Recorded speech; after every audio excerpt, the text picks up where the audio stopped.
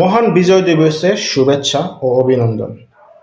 আপনি যে দলেরই সমর্থক হন বা যে দলেই করেন, বিএনপি, জামাত, আওয়ামী লীগ, জাতীয় পার্টি, এনসিপি, ওয়ার্কার্স পার্টি, যাই করবেন না কেন আপনাকে স্বাধীনতার সপক্ষে থাকতে হবে।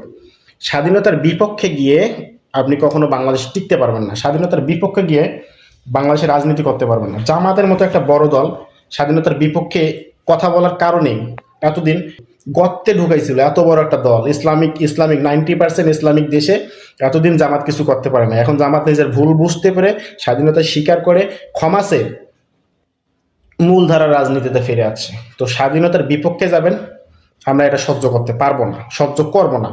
99% বাঙালি সহ্য করবে না। হ্যাঁ, এখন যারা স্বাধীনতার বিপক্ষে কথা বলেন, 1971 সালকে মানেন না, স্বাধীনতাকে মানেন না, তারা হচ্ছে কি, তারা হচ্ছে টোকাই নেতা। হ্যাঁ, 20 জন পিছনে রাইখা হাউমাউ করে চিল্লাবে কুত্তার মতো, চিল্লায় চিল্লায় বলবে স্বাধীনতাকে মানি না, 24 হচ্ছে আমাদের মেন স্বাধীনতা। আরো যাই বলেন না কেন ভাই, আপনি ওই 24 জনেরই অন্তরে থাকবেন, কখনো বাঙালির 100% বাঙালির অন্তরে থাকতে পারবেন না। স্বাধীনতাকে স্বীকার করতে হবে। 24কেও যেমন স্বীকার করবেন, স্বাধীনতা মুক্তিযুদ্ধকে স্বীকার করতে হবে, মুক্তিযোদ্ধাদেরও স্বীকার করতে হবে।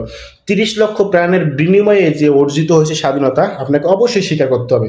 এটা ছাড়া, মুক্তিযোদ্ধাদের সম্মান করা ছাড়া, 3 লক্ষ মা বোনের ইজ্জতের বিনিময়কে সম্মান করা ছাড়া আপনি বাংলাদেশের রাজনীতি করতে পারবেন না। আপনি যত বড় হ্যাডম হন, যত বড়ই রাজনীতিবিদ হন, কোনো লাভ নেই। হয়তো আবেগী যারা আছে তাদের কাছে হয়তো বা বড় বড় কথা বলে একটু সম্মানিত হতে পারেন, কিন্তু আপনাকে 100%-এর মধ্যে 99% বাঙালি যদি সম্মানের জায়গায় যান, ওইখান থেকে টেনে হেসড়ে নিচে নামাবে। কেন? কারণ আপনি স্বাধীনতাকে স্বীকার করেন না।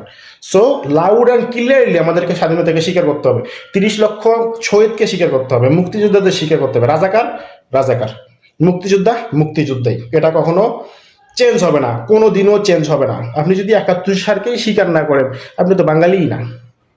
এত সহজে তো স্বাধীনতাটা আসে নাই। আমরা যারা ইয়ং জেনারেশন আছে, আমরা জানি না স্বাধীনতা কেমনে আছে।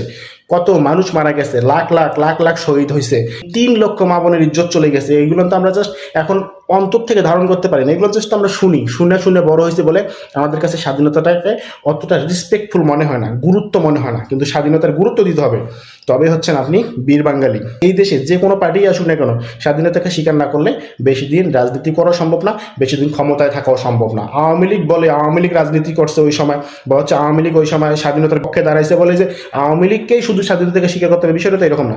সব দলকেই স্বীকার করতে হবে, জামাতকেও করতে হবে। সো লাউড অ্যান্ড ক্লিয়ারলি স্বাধীনতাকে স্বীকার করতে হবে। থ্যাংক ইউ সো মাচ, ভালো থাকবেন। আসসালামু আলাইকুম।